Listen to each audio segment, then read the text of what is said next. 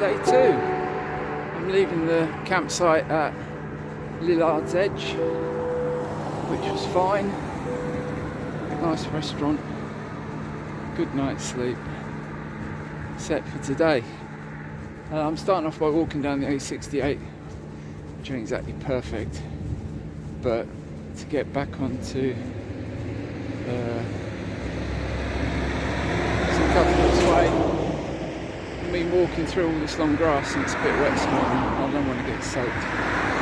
So I'm going to have to walk down here a little bit and then cut across back onto the trail. I think Lillard's Edge is fairly famous. It's about here between the English and the Scottish once, and the Scottish won it. And I think they met up here as well one time to try and discuss solving things peacefully, but they failed.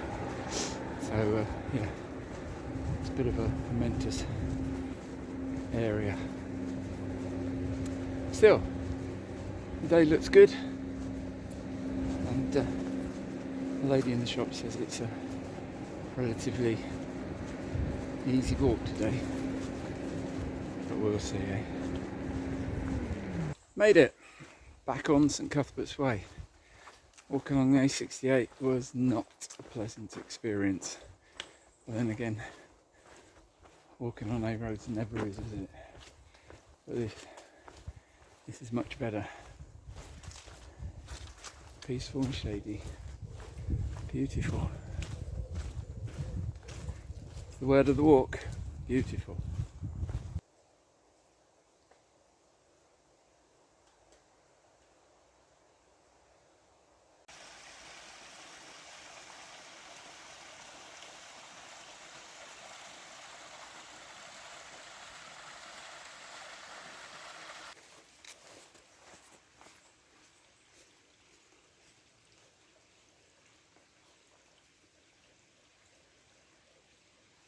So I've sidetracked off the path. I've come to Harstain's Visitor Centre for a cup of coffee and a bit of carrot cake.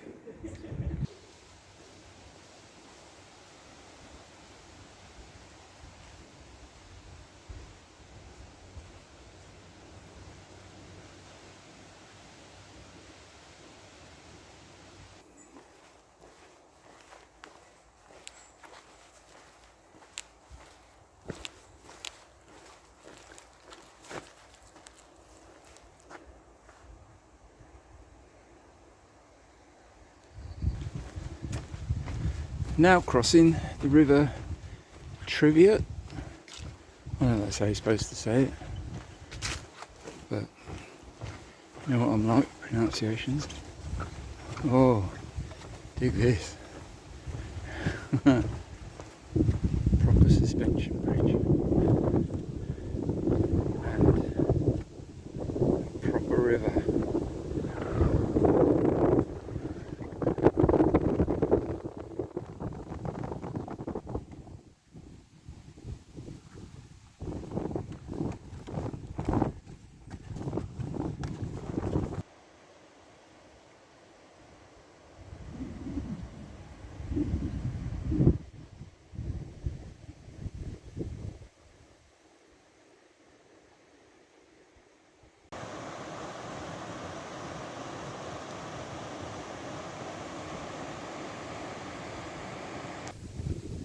That's just been a beautiful little stretch walking along by the side of the river. There's so many wild flowers. There's lots of, I think it's called crane's bill, and rosebud willow herb, another one, can't remember what it is. Ragwort, some ragwort. Yeah, it's just full of flowers even now. Not sure what that is, what stuff is. So beautiful, amazing.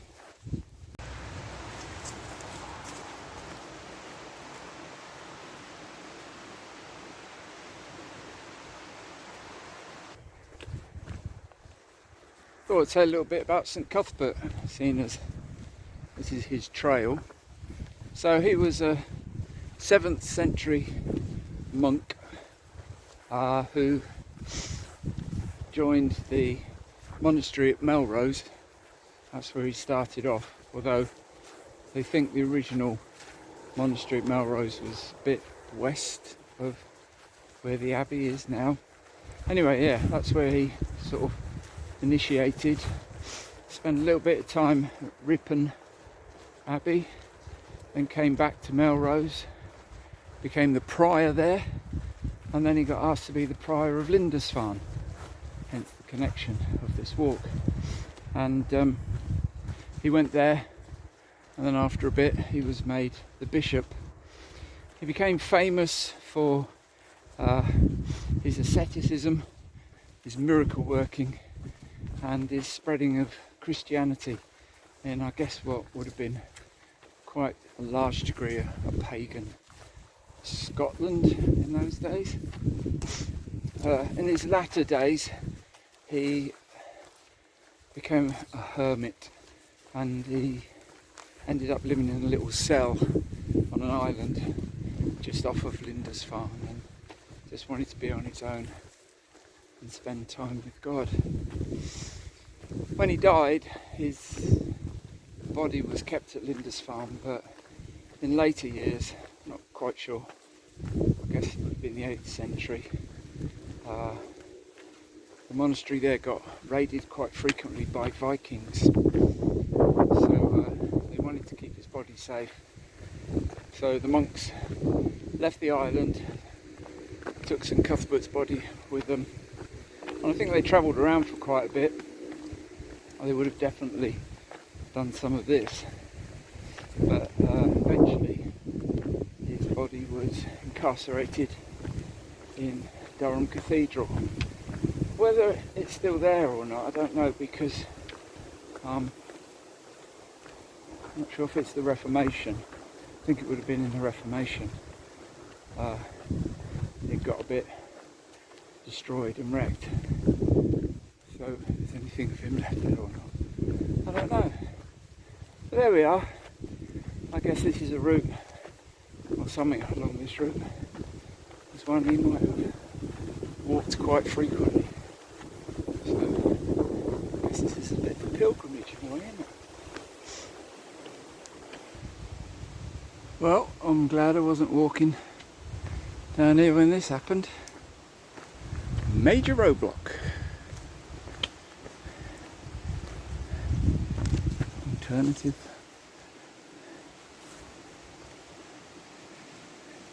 Route. That. It's nearly 1:45, and this has got to be a spot to stop for lunch, isn't it? Perfect.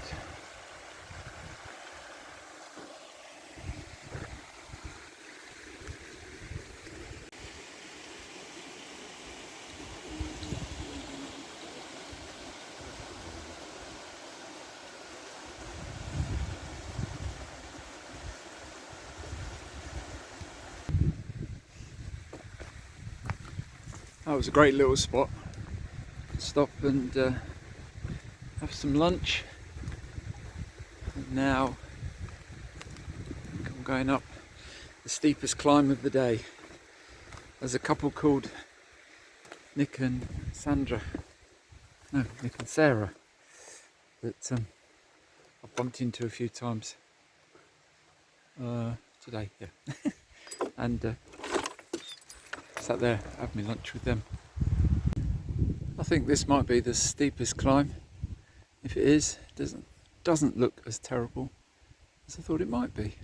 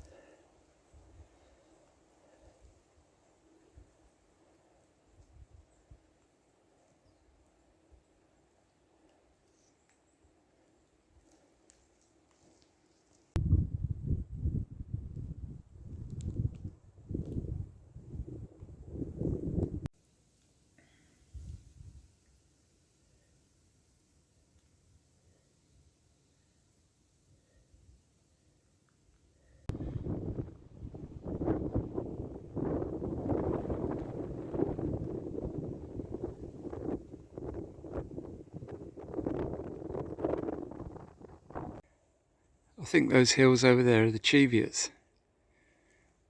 I just hope the weather's a bit better than that when I go over them.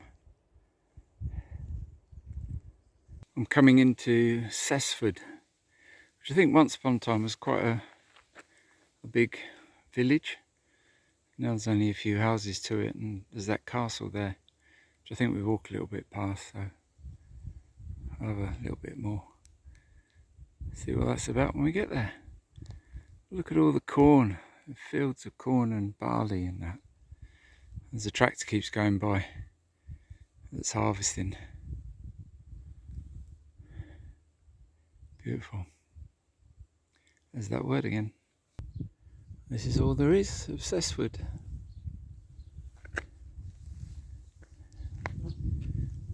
Nothing much really now. Right, let's go and look at the castle. This stronghold was built by the Kers family, K-E-R-S, in the 15th century. The borders was a highly contested piece of land between the English and the Scots for many, many years. So I guess if you were a local sort of lord or landholder, you needed somewhere pretty strong that you could come and hide if the English were coming for you. And I think somewhere in the 1500s, 3 times the English tried to take it. The Earl of Surrey said it was the 3rd strongest castle in Scotland. Also, the borders were pretty wild for many years. You know, there was cattle rustling and thieving and all kinds of stuff went on. And there were wars as well between families, you know, and local lords and stuff like that. So it's a pretty wild bit of country. I suppose when you look at it now and you see all this corn and that, I guess it was land that was really sought after. So yeah, so they used to build places like that to run and hide when they needed to. Cheviots look a bit better now, don't they? Cheviots. It's a road walk now down into the village of Moorbattle. When I get there I'm going to try and get some water, fill up my water bottles, and then I just need to find somewhere to pitch my tent. That'll be me for the day. Made it to Moorbattle.